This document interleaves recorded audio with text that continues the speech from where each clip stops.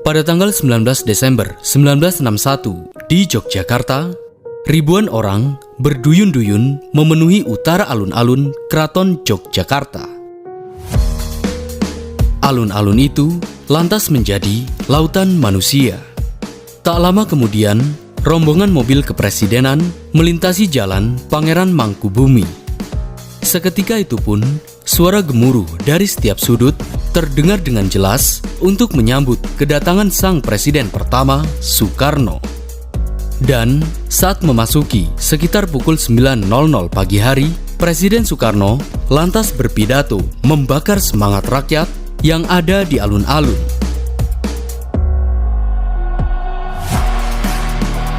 Komando saya dengan tegas ialah gagalkan, hei seluruh rakyat Indonesia, gagalkan pendirian negara Papua itu. Gagalkan, kibarkan bendera kita. Dan siap dialah akan datangnya mobilisasi umum. Mobilisasi umum yang mengenai seluruh rakyat Indonesia untuk membebaskan Irian Barat sama sekali daripada cengkeraman imperialisme Belanda.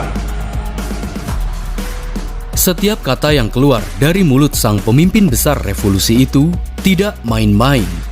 Dan memang pidato ini adalah pidato diumumkannya operasi Tri Komando Rakyat atau Trikora. Tak lama setelah itu, Komando Mandala pimpinan Maijen Soeharto yang diperkuat 20.000 pasukan, ratusan pesawat tempur, serta puluhan kapal perang akhirnya menyerang Belanda. Operasi Trikora ini menjadi bukti keseriusan Indonesia untuk membebaskan Irian Barat dari kolonialisme Belanda. Lantas, apa benar demi membebaskan kolonialisme Belanda? Apa alasan sebenarnya Indonesia mengambil tanah Papua Barat?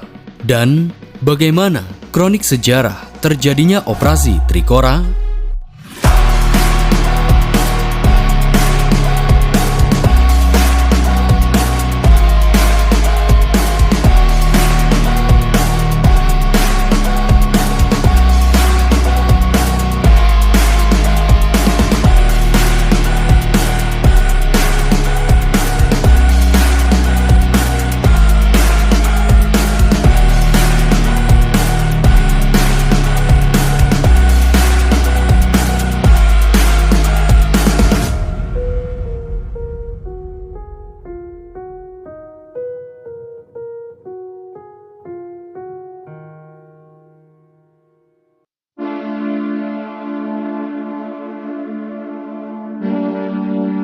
Kekalahan Jepang dalam Perang Dunia Kedua membuat seluruh bekas jajahan Jepang menjadi milik sekutu.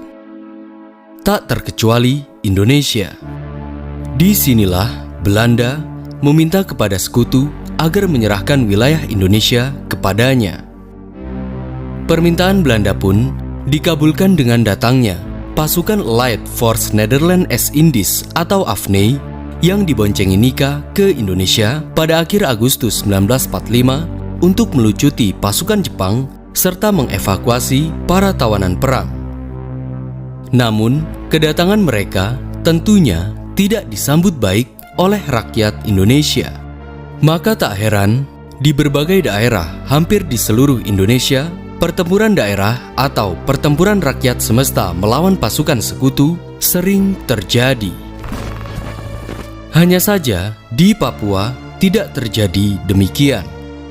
Kedatangan Belanda di Papua tidak mendapatkan perlawanan dari pribumi Papua. Belanda mempunyai alasan kuat mengapa mereka kembali ke bumi Cendrawasih. Sehingga tak heran nantinya Belanda mempertahankan mati-matian bumi Papua dari tangan Indonesia. Setidaknya ada dua alasan yang kuat mengapa Belanda bersikukuh untuk menguasai Papua. Pertama, seperti halnya wilayah Indonesia Timur, kerajaan Belanda ingin menjadikan Papua sebagai negara boneka atau negara persemakmuran kerajaan Belanda. Kedua, karena faktor ekonomi. Pasalnya, Belanda mengetahui potensi nikel dan tembaga di Papua yang bisa dikelola dan dimanfaatkan untuk ladang bisnis. Bahkan, Sejak Belanda kembali ke Papua, kegiatan pengeboran minyak perusahaan NNGPM di Sorong kembali berjalan seperti semula. Dua alasan kuat ini tentunya menjadi ancaman besar bagi Indonesia.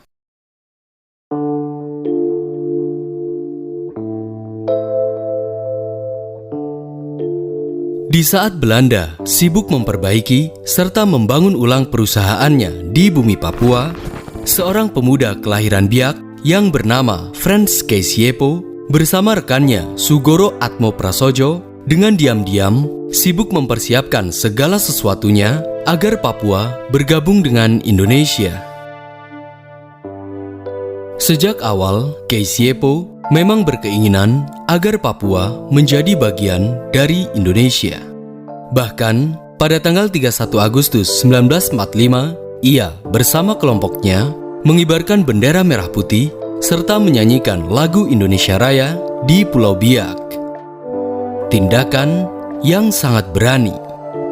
Hanya saja, keberaniannya ini tidak diketahui oleh Belanda. Orang Belanda mengenal sosok Frans Keisiepo sebagai aktivis muda yang bisa diandalkan.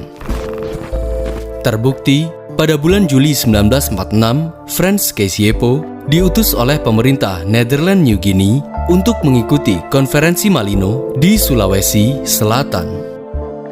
Konferensi ini membahas mengenai rencana pembentukan negara-negara bagian yang berbentuk federasi yang meliputi daerah-daerah di Indonesia bagian timur.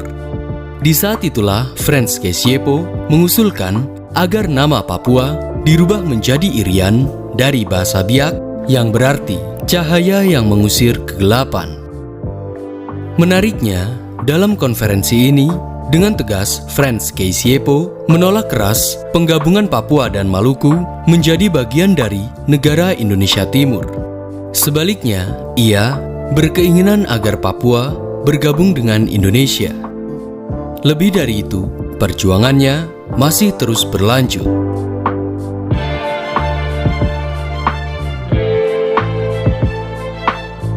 Di bulan yang sama, Frans Keisiepo bersama Lukas Rumkorem mendirikan sebuah partai, yakni Partai Indonesia Merdeka. Partai ini akan dijadikan sebagai wadah perjuangan agar Papua bergabung dengan Indonesia. Sejak itulah Belanda mulai mengendus adanya pemberontakan. Dan sejak itu pula, beberapa aktivis dari Partai Indonesia Merdeka ditangkap oleh Belanda. Namun, Frans Keisiepo tidak tinggal diam. Ia pun terus-menerus berjuang untuk menyuarakan nasionalisme. Dari distrik ke distrik, tidak pantang mundur, ia menanamkan nasionalisme agar rakyat Papua sadar akan penjajahan Belanda. Puncaknya, pada tahun 1948, Frans Keisiepo bersama partainya melakukan aksi protes terhadap pemerintah Netherlands New Guinea atau New Guinea Belanda. Dalam berbagai aksinya, ia menggaungkan beberapa hal. Pertama, pemimpin wilayah Papua harus orang Papua asli. Kedua, Papua tidak bisa didikte dan tidak akan menjadi negara boneka sampai kapanpun. Dan yang ketiga, Papua harus bergabung dengan Indonesia. Belanda pun tidak tinggal diam. Akhirnya, Belanda mendirikan partai tandingan guna menanamkan nasionalisme Papua. Partai ini dikenal dengan nama Gerakan Persatuan New Guinea. Partai yang didirikan oleh Marcus Keisiepo, Johan Arix, dan kawan-kawannya ini yang nantinya menjadi cikal bakal lahirnya organisasi Papua Merdeka atau OPM. Meski Belanda membuat partai tandingan, perjuangan Frans Keisiepo tidak terhenti. Sayangnya, keberanian Frans Keisiepo dan kawan-kawannya ini membuat Belanda menangkap dan memasukkan Frans Keisiepo ke dalam jeruji besi pada tahun 1954. Ini tujuan kita, ini maksud kita, ini tekad kita dengan mengadakan negara ini yang kita proklamirkan 17 Agustus 45. Meski begitu, perjuangannya tidak sia-sia. Mengapa? Semuanya akan terbayarkan seiring ambisi sosok Presiden Indonesia Soekarno serta perjuangan Indonesia untuk mengambil wilayah Irian Barat dari tangan Belanda. Hal inilah yang kemudian akan melahirkan konflik panjang antara Indonesia dan Belanda, bahkan juga berakibat menjadi peperangan.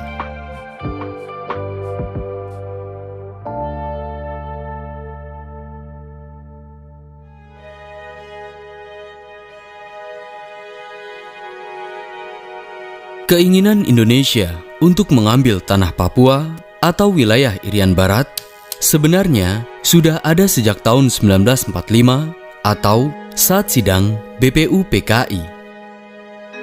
Sidang yang dilaksanakan pada Juli 1945 ini menghasilkan bahwa wilayah Indonesia ialah mencakup seluruh wilayah bekas jajahan Hindia Belanda yang terbentang dari Sabang sampai Merauke atau dari Aceh sampai Irian Barat.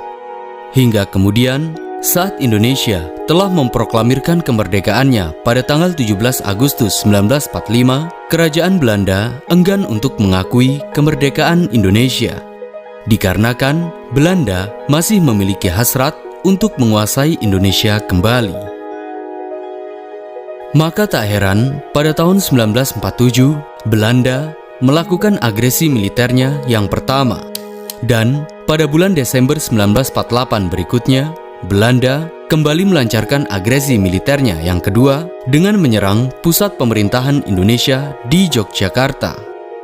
Banyak pasukan Republik yang harus berjuang untuk melawan kebengisan tentara Belanda.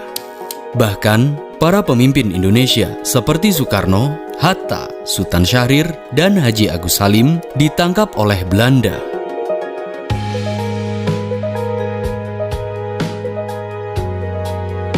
Agresi Belanda ini lantas mendapat kecaman dari PBB.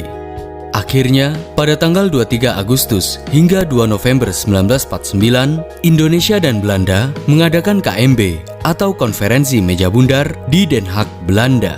Hasil dari perjanjian tersebut menyebutkan bahwa Belanda menyerahkan kedaulatan wilayah sepenuhnya kepada Indonesia kecuali Papua bagian barat, dan masalah Papua Barat akan dibahas setahun setelahnya. Op het Binnenhof in Den Haag begint de rondetafelconferentie. Bangsa Indonesia dan bangsa Belanda kedua-duanya akan memperoleh bahagianya. Anak cucu kita, angkatan kemudian akan berterima kasih pada kita. Moga-moga Tuhan Yang Maha Kuasa memberkati pekerjaan kita pada konferensi Meja Bundar ini. Sekianlah dan terima kasih. Tapi sedikit saya terus terang harus memajukan. Kalau soal memuaskan ini tidak 100% memuaskan, saudara-saudara. Sebab soal Irian yang tetap menjadi penghalang untuk bisa mengucapkan yaitu kepuasan 100% itu tadi. Akan tetapi, setelah berjalannya 1 tahun, Belanda tak kunjung menyerahkan Irian Barat kepada Indonesia. Bahkan, secara sepihak, pemerintah Belanda memasukkan Irian Barat dalam wilayah kerajaan Belanda dan mulai membangun Irian Barat. Menjadi jelas bahwa urusan Irian Barat masih belum terselesaikan. Bagi Soekarno, hasil dari KMB ini sama sekali tidak menguntungkan Indonesia, dan Belanda telah mencederai perjanjiannya sendiri. Soekarno merasa bahwa kemerdekaan yang telah tercapai belum lengkap jika bendera merah putih belum berkibar di ujung timur Indonesia, yakni di Irian Barat. Irian Barat adalah sebagian dari tubuh Indonesia. Tanpanya, Indonesia tidak akan utuh sebagai satu kesatuan. Oleh karenanya, Presiden Soekarno terus berupaya untuk merebut Irian Barat. Namun, Belanda tidak ingin menyerahkannya begitu saja. Mereka akan tetap mempertahankan Irian Barat sebagai wilayah koloninya atau menjadikan negara boneka. Lebih parahnya lagi, pada tanggal 19 Februari 1952, Belanda secara sepihak dan atas nama Konstitusi Belanda menetapkan Irian Barat sebagai wilayahnya. Menghadapi kelicikan Belanda ini, pada tanggal 18 hingga tanggal 24 April 1955, Indonesia mengadakan pertemuan negara-negara Asia Afrika dalam konferensi Asia Afrika di Bandung. Dalam konferensi ini, Indonesia menjadikan masalah Irian Barat sebagai perjuangan dari sisa-sisa kolonialisme yang masih menghantui sebagian besar negara Asia dan Afrika. Hasilnya, seluruh anggota konferensi Asia Afrika mendukung secara penuh perjuangan Indonesia agar melepaskan penjajahan Belanda di Irian Barat. Hanya saja, pihak Indonesia tidak mendapatkan dukungan penuh dari negara-negara Barat. Terbukti dalam sidang umum PBB tahun 1955 serta tahun 1956, masalah Irian Barat tidak mendapati respon serta dukungan serius dari mayoritas anggota PBB. Lagi-lagi, kini Indonesia kembali menuai kegagalan. Dari sini, Soekarno harus melakukan cara lain yang lebih efektif untuk mengusir Belanda dari Irian Barat. Lantas, rencana apa yang dilakukan Presiden Soekarno dan sejauh mana Belanda melancarkan manuvernya untuk menguasai bumi Papua?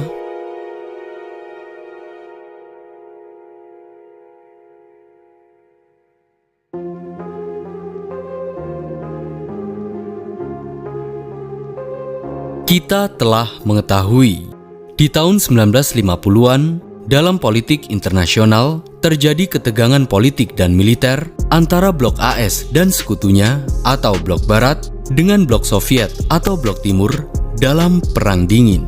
Tujuannya tak lain adalah untuk memperebutkan pengaruh negara-negara lain. Indonesia sebagai salah satu negara non-blok yang kaya akan kekayaan alamnya akan menjadi hadiah yang besar bagi salah satu dari mereka. Lantas, jalan mana yang dipilih oleh Soekarno? America says welcome in a big way to President Sukarno. Vice President Nixon and State Secretary Dulles are on hand at Washington's National Airport. As leader of the highly strategic Indonesian domino, Sukarno was courted by leaders on both sides of the Cold War. Semua pemimpin akan berpikir realistis, termasuk Presiden Soekarno. Baginya, Indonesia tidak harus condong kemanapun. Negara Indonesia akan tetap menjadi non-blok, tidak memihak antara blok barat maupun blok timur. Dari sini, Soekarno berniat untuk memanfaatkan serta akan mengendalikan keduanya. Terbukti, pada tanggal 16 Mei 1956, Presiden Soekarno menemui Presiden Amerika Eisenhower di Gedung Putih. Tujuan utamanya yakni agar Amerika membantu Indonesia dalam masalah Irian Barat. Hanya saja, Presiden Eisenhower menyatakan sikap netral atas sengketa Indonesia dengan Belanda, mengingat Belanda adalah salah satu sekutunya. Untuk pertama kalinya, Presiden Soekarno pulang dengan tangan kosong. Namun, ia masih mempunyai kesempatan, yakni meminta bantuan kepada musuh Amerika dalam Perang Dingin. Benar saja, pada tanggal 28 Agustus 1956, Presiden Soekarno bersama dengan rombongannya berkunjung ke Uni Soviet. Di sana, Soekarno disambut baik oleh Presidium tertinggi Uni Soviet K.E. Voroshilov dan pejabat tinggi Uni Soviet lainnya. Beruntungnya, Soviet mendukung penuh Indonesia dalam masalah Irian Barat atas dasar perlawanan terhadap kolonialisme.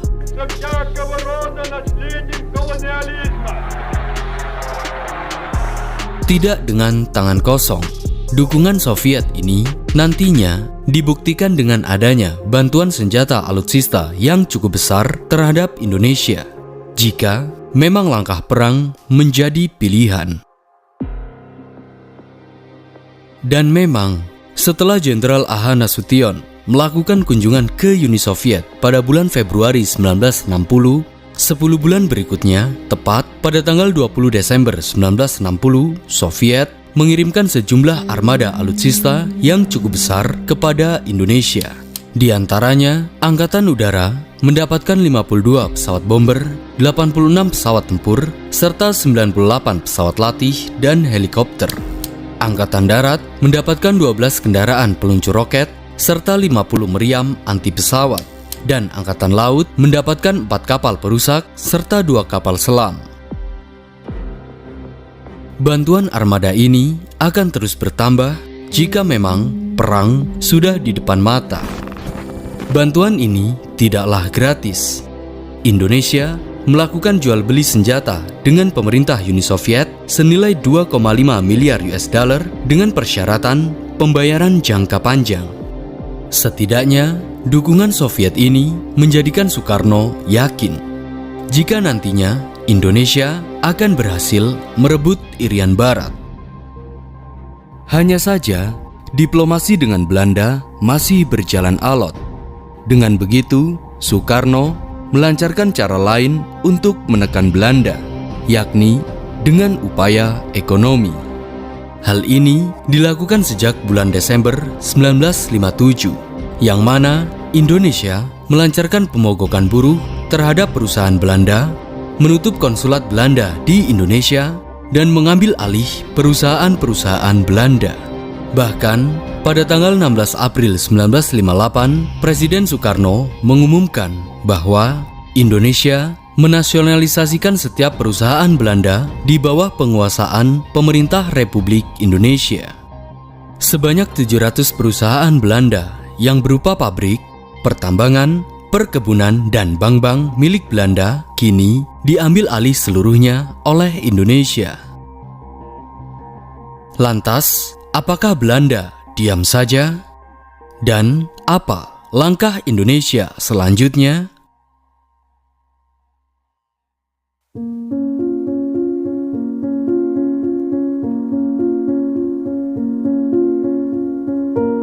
Perundingan antara Indonesia dan Belanda mengenai masalah Irian Barat berjalan alot. Pihak Belanda berusaha mengulur waktu dan terus-menerus